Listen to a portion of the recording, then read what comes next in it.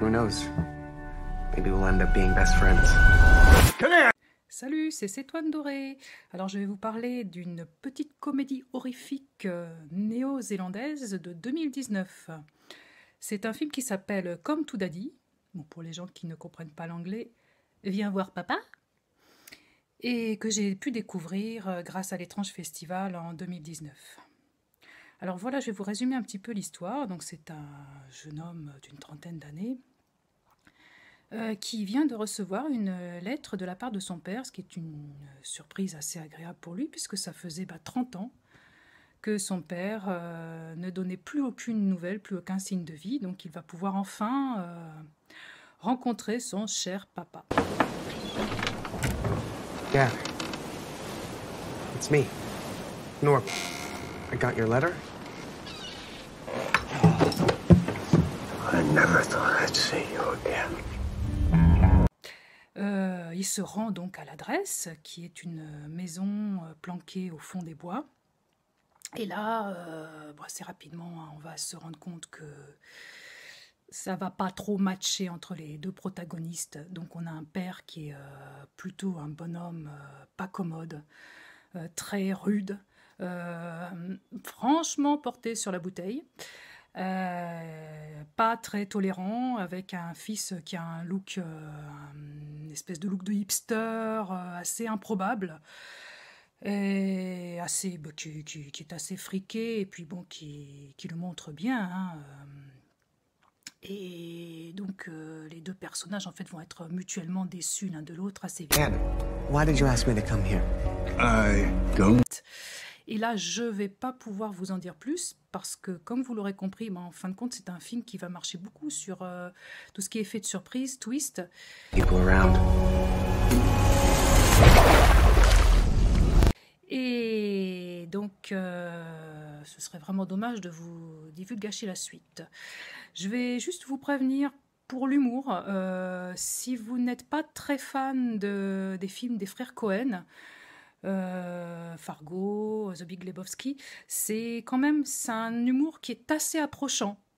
On est vraiment dans du cynique, ironique, grotesque. Alors par contre, il y a une scène où, je ne vais pas vous la décrire, mais si vous voyez le film, vous comprendrez assez vite. Il y a une scène où franchement, on ne peut pas s'empêcher de penser à du Quentin Tarantino. C'est clairement inspiré aussi côté Tarantino. On n'aura pas... alors par contre, voilà. Bon, ça, je préviens aussi, on va avoir un vrai démarrage de l'action après une trentaine de minutes. Hein. Ça va mettre un peu de temps à s'installer. Moi, ça ne me pose pas de problème, mais si vous voulez, par exemple, un film qui va tailler dans le gras, vraiment tout de suite, là, ce ne sera pas forcément le cas.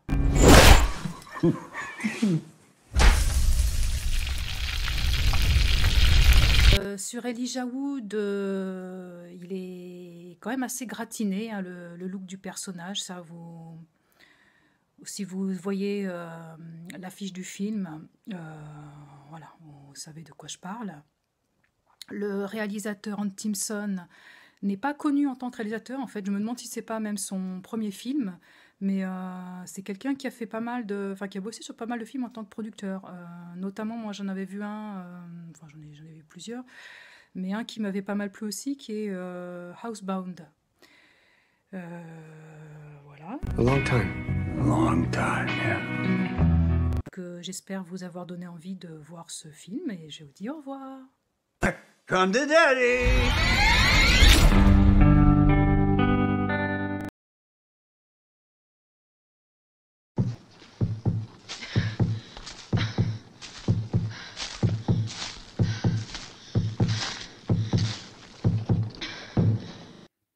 Bonjour à tous les amis, j'espère que vous allez bien.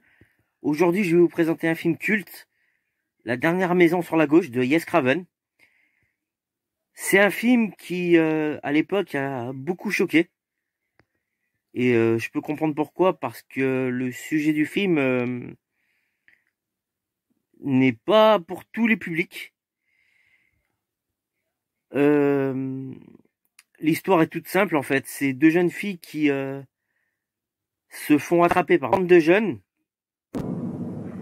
Marie, Phyllis, 2 amis, Je me sens femme pour la première fois de ma vie. 2 jeunes filles, 2 banlieusardes qui décident d'aller en ville pour s'amuser.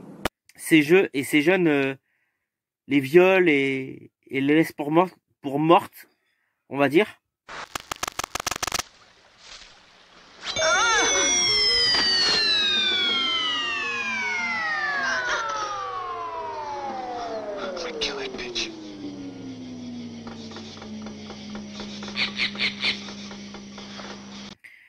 Malheureusement, les jeunes atterrissent dans la maison des parents des filles.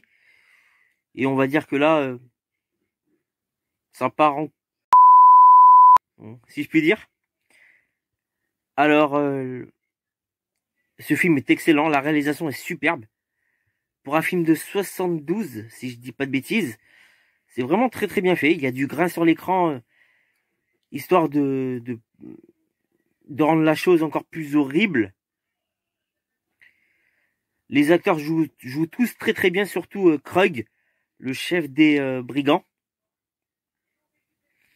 Et les effets spéciaux, ça va, malgré le peu qu'il y en ait.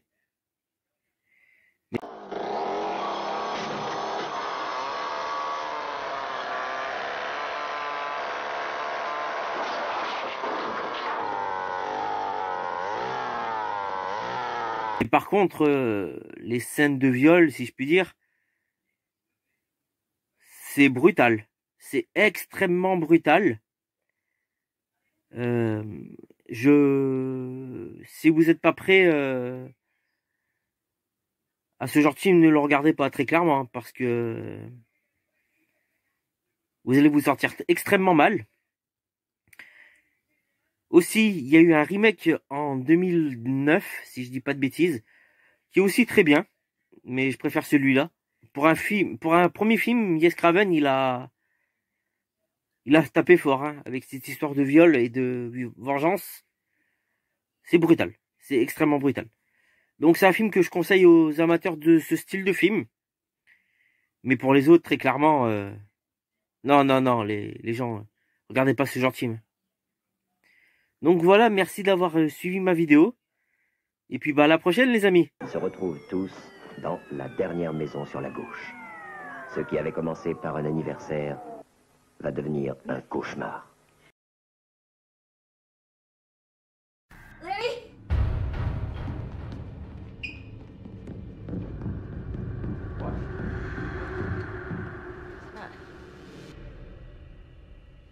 What's that box doing in our bedroom? I don't know. Maybe one of the crew left it. When they do that? I don't know. When is it? A card for the collection.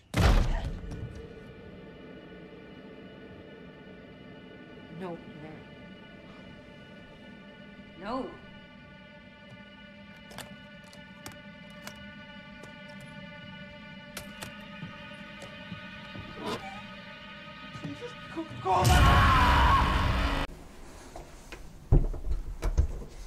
Et bonsoir à tous et à toutes.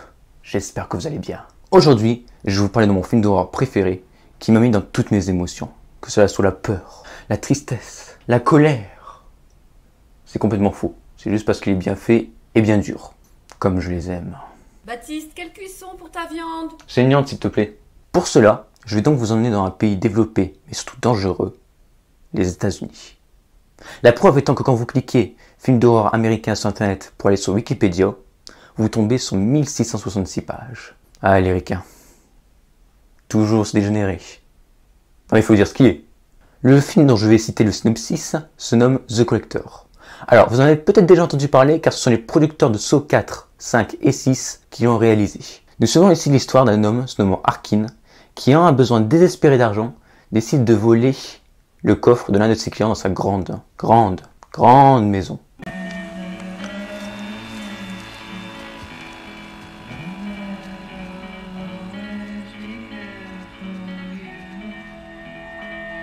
Comme ça, vous avez un petit aperçu de ce que je veux dire. Ah, les ricains.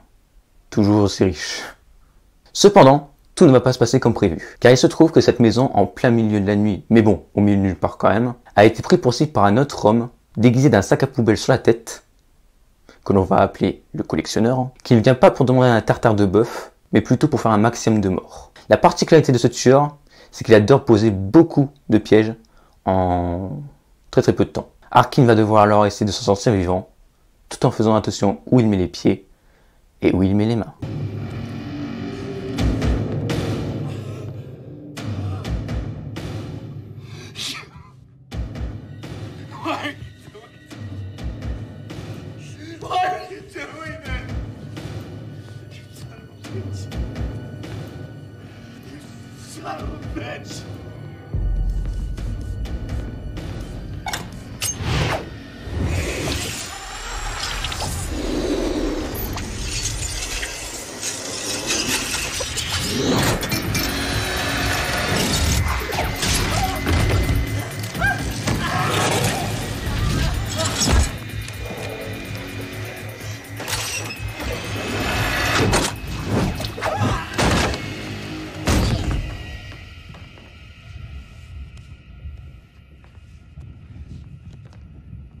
Dans ce film, j'ai adoré particulièrement le fait que l'on décrive le tueur comme étant une bête prédateur et plus précisément une araignée, grâce à plusieurs allégories qui sont faites sur l'arachnide.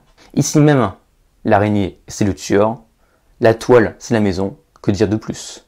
Le générique est pour moi une pépite. Il décrit la folie du tueur et nous montre le tueur plus comme étant un animal qu'un être humain. La bande-son du film rappelle les anciens films d'angoisse américains, qui misent plus sur le stress et le rythme pour en créer son efficacité et son angoisse. Chaque petit son à l'intérieur de cette grande maison est réalisé de sorte à ce que l'on croirait entendre un gros bruit afin de nous faire stresser davantage, comme si on croirait que tout le monde dans l'intérieur de cette maison aurait cru entendre le bruit et particulièrement le tueur. Le film a été réalisé de sorte à ce que l'on nous mette non à la place du tueur, mais plus à la place d'Arkin, priant le bon Dieu pour vouloir à tout prix sortir de cette maison. Et pour les amateurs de violence, vous ne serez pas trop déçus non plus. Quelques scènes seront un petit supplice pour votre esprit, sans trop d'exagération ni d'hémoglobine, pour rendre le réalisme parfait.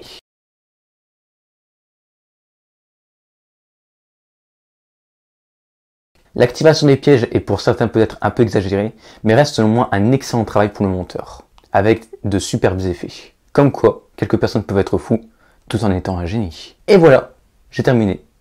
J'espère que cela vous a plu.